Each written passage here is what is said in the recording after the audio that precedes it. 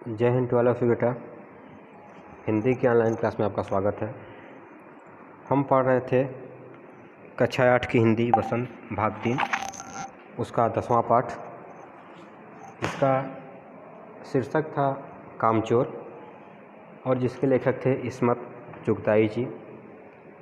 इससे हमने आपको बताया था पिछले वीडियो में कि यह एक हास्य व्यंग कहानी है जिसमें बच्चों की शरारत का वर्णन किया गया है और बड़े परिवार में जो समस्याएं होती हैं, परिवार में बहुत बच्चों की संख्या बहुत ज़्यादा होने पर परिवार में किस तरह की परिस्थितियां उत्पन्न हो सकती हैं, इस सब का वर्णन किया गया है। आपने 2 पेज पढ़ा, ठीक, कि किस तरह से बच्चों को काम का लालच दिया जाता है कि तुम लोग काम करोगे तो तनख्वाह मिलेगी, पैसे मिलेंगे, और बच्चे पैसे के लालच में काम करना शुरू कर देते हैं घर का। पहले लोग काम नहीं करते थे, ठीक, तो घर के लोग बोले कि तुम लोग काम नहीं करते उससे खाना नहीं मिलेगा, तो लोग बोलते हैं ठीक है हम लोग काम करेंगे, हमको खाना मिलना चाहिए, पैसा मिलना चाहिए, ठीक।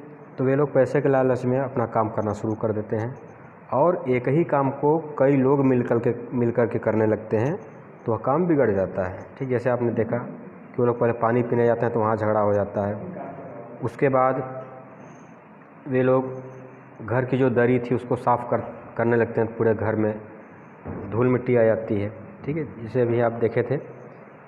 उसके बाद वो लोग झाड़ू लगाने लगते हैं तो घर में एक ही झाड़ू होती है, तो वे लोग सभी लोग खींचातानी करने लगते हैं तो झाड़ू टूट जाती है, ठीक है। इसके बाद हम आगे चलेंगे। देखिए, असल में झाड़ू देने से पहले ज़रा सा पानी छिड़क लेना चाहिए। जैसे आप लोग देख होंगे जब धूल उड़ती है तो झाड़ू लगाने से पहले घर में पहले पानी छिड़का जाता है तो धूल नहीं उड़ती है। तो ये लोग सोचा कि अगर हम लोग भी झाड़ू लगाने के पहले ज़रा सा पानी छिड़क दें, ठीक। बस यह ख्याल आते ही तुरंत दरी पर पानी छिड़क दिया गया।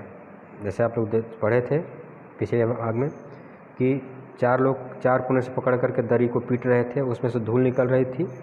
अब उनके दिमाग में आया कि अगर दरी पर पानी डाल दिया जाए तो धूल कम उड़ेगी, और उन्होंने दरी पर पानी डाल दिया। एक तो वैसे ही धूल से अटी हुई थी, अटी माने पटी हुई, मतलब धूल में लिपटी हुई थी दरी, और पानी पड़ते ही सारी धूल कीचड़ बन गई, ठीक। उनके दिमाग में आया कि इसमें पानी डाल दिया है तो धूल नहीं उड़ेगी, तो उन्होंने उस दरी के ऊपर पानी डाल दिया। अब पानी डालते ही वो दरी क्या हो गई, पूरी कीचड़ बन गई। अब सब आंगन से भी निकाले गए। अभी कहाँ से निकाले गए थे, जो बच्चे थे उस घर के, अभी वो लोग घर में धूल फैला रहे थे तो घर में से निकाल करके आंगन में कर दिए गए। अब आंगन में कीचड़ कर दिए तो आंगन से भी बाहर निकाल दिए गए, यानी कि घर के बाहर कर दिया गया। तय हुआ कि पेड़ों को पानी दिया जाए। अब वो बच्चे, भाई उनको पहले लालच दिया गया है कि तुम लोग काम करोगे तो पैसा मिलेगा। अब बच्चे खोज करके काम कर रहे हैं, ठीक है, और जो जिस काम को कर रहे हैं काम बिगड़ जा रहा है। जब उनको घर से बाहर कर दिया गया तो उन्होंने सोचा कि अब कौन सा काम करें, तो उन लोगों ने निश्चय किया कि अब हम लोग पेड़ों को पानी देंगे, पानी दिया जाए। बस घर के सारी बाल्टियाँ, लोटे, तसले, भगोने, पतीलियाँ लूट ली गई। जिन्हें ये चीज़ें न मिली वे डोंगे, कटोरे और गिलास ही लेकर के भागे, ठीक। जब उनके दिमाग में आया कि हम लोग पेड़ में पानी देंगे तो उस घर में जो भी बर्तन था, घर की बाल्टी, लोटे, तसले, भगोने, पतलियाँ जो थी सब लोग लेकर के भागे, और जिनको कुछ नहीं मिला वे लोग गिलास कटोरी लेकर के ही भागे पानी देने के लिए। अब सब लोग नल पर टूट पड़े, ठीक। टूट पड़ना यानी धावा बोलना, आक्रमण करना मुहावरा है। सब लोग नल पर टूट पड़े। वहाँ भी वह घमासान मची कि क्या मजाल जो एक बूंद पानी भी किसी के बर्तन में आ सके। जब 10 लोग जा कर के एक ही नल पर टूट गए, पहले हम भरेंगे पहले हम भरेंगे, तो इसमें हुआ कि किसी के भी बर्तन में पानी नहीं आया। ठूसम ठुआस, किसी बाल्टी पर पतीला और पतीले पर लोटा और भगोने पर डोंगे, ठीक। सब वहाँ पर कंपटीशन हो गया, पहले हम भरेंगे पहले हम भरेंगे, ठीक। एक के ऊपर एक सभी लोग अपना बर्तन रखने लगे। पहले तो धक्के चले, फिर कोहनियाँ, उसके बाद बर्तन। अब ये लोग सभी लोग आपस में झगड़ा करने लगे जो घर के बच्चे थे। फ़ौरन बड़े भाइयों, बहनों, मामूओं और दमदार मौसियों, फूफियों की कुमक भेजी गई। कुमक मानता है फौज।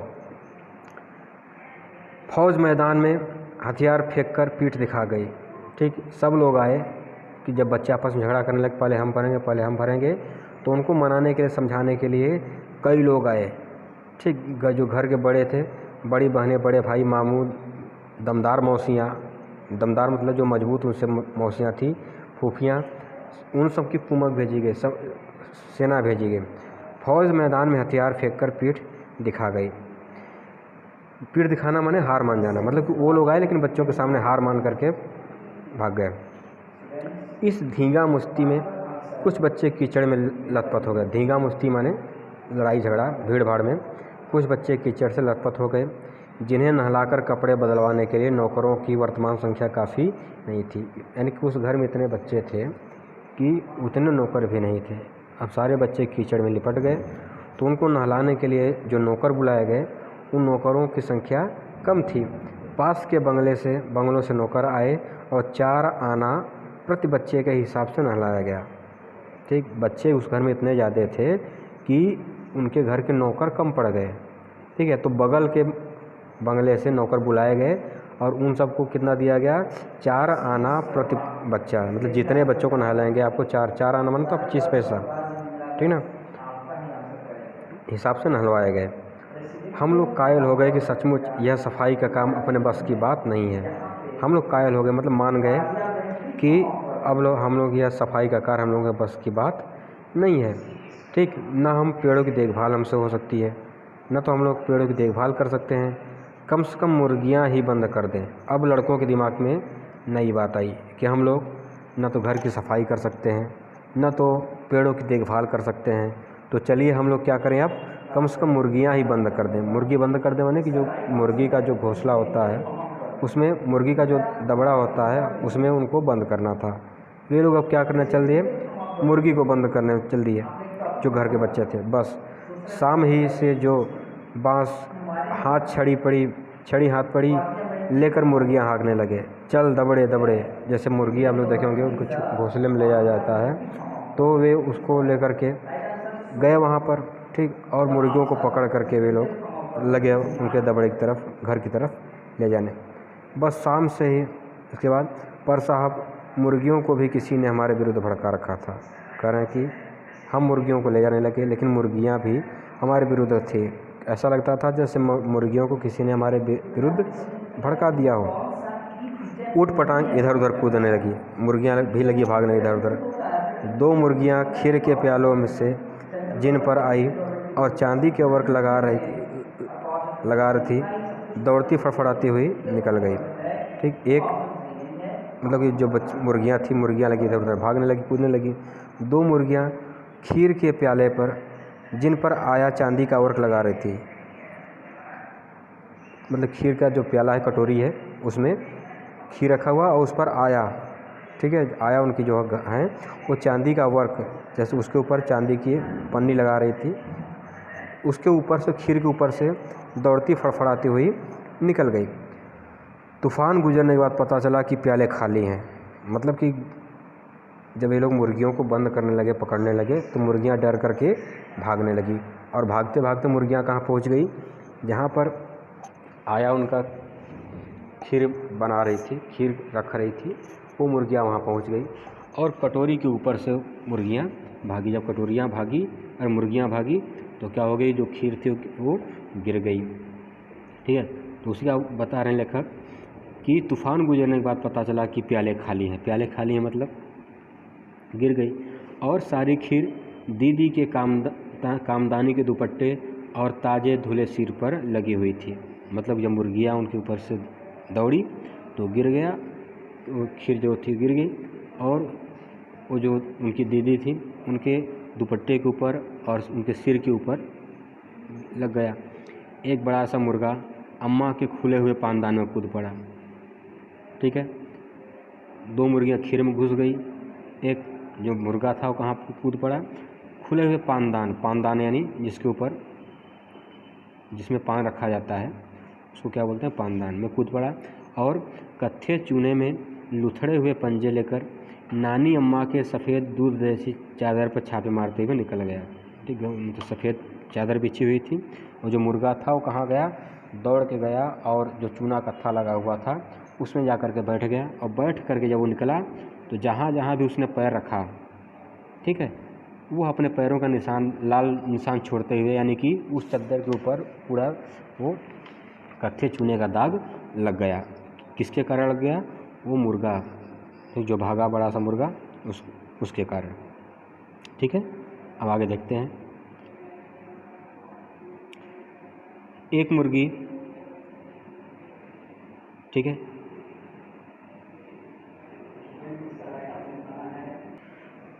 ठीक है बेटा, तो वो जो बड़ा मुर्गा था वो पानदान में अपना पैर मार के उसके फिर जो चद्दर बिछी हुई थी उसके ऊपर वो इधर उधर दौड़ गया, तो उस पर दाग लग गया। ठीक है, अब आगे देखते हैं। एक मुर्गी दाल की पतीली में छपाक मारकर भागी। ठीक, अब देखिए एक तीसरी घटना है, मतलब कि जो लोग मुर्गियों को बंद करने लगे दबड़े में, तो दो मुर्गियां खीर में कूद गई, खीर गिरा दी। एक मुर्गी पान में कूद करके पूरे घर भर में पान का दाग लगा दी। अब एक उसके आगे क्या करें, एक मुर्गी दाल की पतीली में छपाक मारकर भागी और सीधा जाकर मोरी में इतनी तेज़ी से फिसली। मोरी मन होता है कि वो नाली, गंदे पानी की जो नाली होती है उसको क्या बोलते हैं? मोरी। तो वह दाल की पतीली में ना बर्तन जो है भगोना है, उसमें छपाक मारकर भागी और सीधी जाकर मोरी में इस तेज़ी से फिसली कि सारी कीचड़ मौसी जी के मुंह पर पड़ी, जो बैठी हुई हाथ मुंह धो रही थी। मतलब कि मुर्गी है, दाल के बर्तन में छपाक से कूदी और कूद करके जो नाली है उस नाली में जाकर के गिरी, और उस नाली की जो कीचड़ थी वो कीचड़ उठ करके कहाँ चली गई? मौसी जी के मुंह पर चली गई, जो वो वहाँ पे बैठ के हाथ मुंह धो रही थी। इधर सारी मुर्गियाँ बेनकेल का ऊँट बनी चारों तरफ दौड़ रही थी। ये तो घर के अंदर हो गया, इसी से हो रहा था। और इधर और जो कुछ मुर्गियाँ थी बाहर थी, वो क्या हो गई? बेनकेल ऊँट। नकेल यानी होती है जो कि जैसे आप लोग देखे होंगे, बैल उल देखे होंगे या फिर ऊँट देखे होंगे, उनके नाक में रस्सी डाली जाती है, नाक में छेद करके उनके कान के बगल से ऊपर से रस्सी ले जाती है, उसको बोलते हैं नकेल। ठीक है, उसको पकड़ने से मतलब कि बैल या ऊँट कितने भी शक्तिशाली होंगे वे अपना जोर नहीं लगा पाएंगे। ठीक है, तो बेनकेल माने बिना नकेल के, ऊँट की तरह। सो जो मुर्गियाँ थी चारों तरफ दौड़ रही थी। एक भी दबड़े में जाने को राजी न थी, कोई भी मुर्गी दबड़े में जाने के लिए राजी नहीं थी। ठीक है, इधर किसी को सूझी कि जो भेड़ें आई हुई हैं लगे हाथ उन्हें भी दाना खिला दिया जाए। अभी तक देखिए ये जो बच्चे थे ये मुर्गी ही बंद कर रहे थे, तभी किसी के दिमाग में आया कि भेड़ों को भी दाना खिला दिया जाए, क्योंकि भाई उन लोगों को काम करना था, काम करने पर उनको पैसे मिलते। अब उनके अंदर की जो लड़कपन है, पैसे की लालच, ठीक है, वे लोग इधर मुर्गियों को भगाए, उसके बाद अब कहाँ चल रहे हैं? भेड़ों को दाना खिलाने चल दिए। दिन भर की भूखी भेड़ें दाने का सूप देखकर जो सबकी सब झपटी तो भाग जाना कठिन हो गया। दाने का सूप, सूप यानी एक बर्तन होता है, जैसे आप देखेंगे आप घर में होगा सूप, ठीक, जिससे चावल और साफ़ किया जाता है। तो दाने का जो सूप था उसको देख करके भेड़ ऐसे झपटी कि भाग जाना कठिन हो गया। लष्टम पष्टम तख्तों पर चढ़ गई। ठीक, वे लोग जो भेड़ें थी सब क्या हो गए? तख्तों पर चढ़ गई। पर भेड़ चाल मशहूर है, भेड़ चाल यानी कि भगदड़, ये मशहूर है। उनकी नज़र तो बस दाने के सूप पर जमी हुई थी। पलंगों को फलांगती, बर्तन लुढ़काती साथ साथ चढ़ गई। जब सारी भेड़ों ने एक साथ उनके ऊपर आक्रमण बोला, सारी भेड़ें दाना खाने के लिए चली, तो वे लोग क्या किए? दाना लेकर के लगे भागने। भागते हुए कहाँ चढ़ गए? चौकी पर चढ़ गए, तख्ता पर चढ़ गए। तो भेड़ भी उनके पीछे पीछे तख्ते के ऊपर चढ़ गई। तख्त पर बानी दीदी का दुपट्टा फैला हुआ था, जिस पर गोखरी, चंपा और सलमा सितारे रखकर बड़ी दीदी मुगलानी बुआ को कुछ बता रही थी।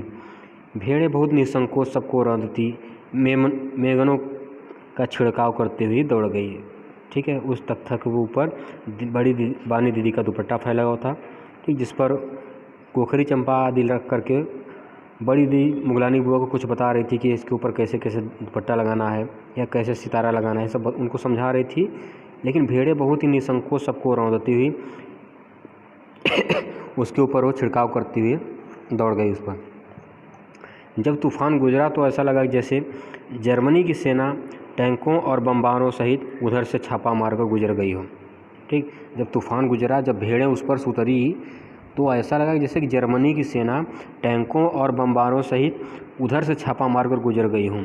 जहाँ जहाँ से सूप गुजरा, भेड़ शिकारी कुत्तों की तरह गंध सूंघती हुई हमला करती गई। जहाँ जहाँ वो बच्चे दाने का सूप लेकर के आगे आगे गए, उस सूप के दाने के चक्कर में भेड़ें उसको सूंघती हुई उनके पीछे पीछे पीछे पीछे पूरे घर भर जहाँ तक वो लोग गए वहाँ तक चली गई। हज्जन माँ एक पलंग पर दुपट्टे से मुँह ढके सो रही थी। उन पर से जो भेड़ें दौड़ी तो न जाने वह सपने में किन महलों की सैर कर रही थी। दुपट्टे में उलझी हुई मारो मारो चीखने लगी। ठीक, एक यहाँ कर रहे हैं कि जब वो लोग भाग रहे थे आगे आगे लेकर के, तो आगे कोई सो रहा था, हज्जन माँ सो रही थी। ठीक, मुँह दुपट्टे से मुँह ढककर सो रही थी। अब भेड़ें उनके ऊपर भी चढ़ गई। ठीक है, और वो पता नहीं किस सपने में थी, उसको लेकर को मारो मारो चीखने चिल्लाने लगी। इतने में भेड़ें सूप को भूलकर तरकारी वाली की टोकरी पर टूट पड़ी। ठीक है, वह दालान में बैठी मटर की फलियां तोड़ तोड़ कर रसोइयों को दे रही थी। वह अपनी तरकारी के बचाव करने के लिए सीना तान कर उठ गई। आपने कभी भेड़ों को मारा होगा तो अच्छी तरह देखा होगा कि बस ऐसा लगता है जैसे रुई के तकिए को कूट रहे हों। भेड़ को चोट ही नहीं लगती, बिल्कुल यह समझकर कि आप उससे मजाक कर रहे हैं, वह आप पर ही चढ़ बैठेंगी। जरा सी देर में भेड़ों ने तरकारी छिलकों समेत अपने पेट की कढ़ाई में झोंक दी। ठीक है, इस तरह से ये लोग क्या किए, भेड़ जो थी, भेड़ों को भी ये लोग बिगाड़ दिए। भेड़ें भी अपने जगह पे नहीं जा पाई, वो भी भेड़ों ने भी नुकसान कर दिया।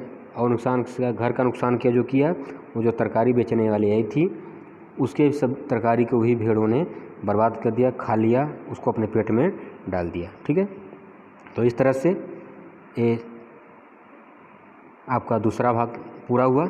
अगर आपको कहीं दिक्कत आ रही है तो आप लोग पूछ सकते हैं। जय हिंद।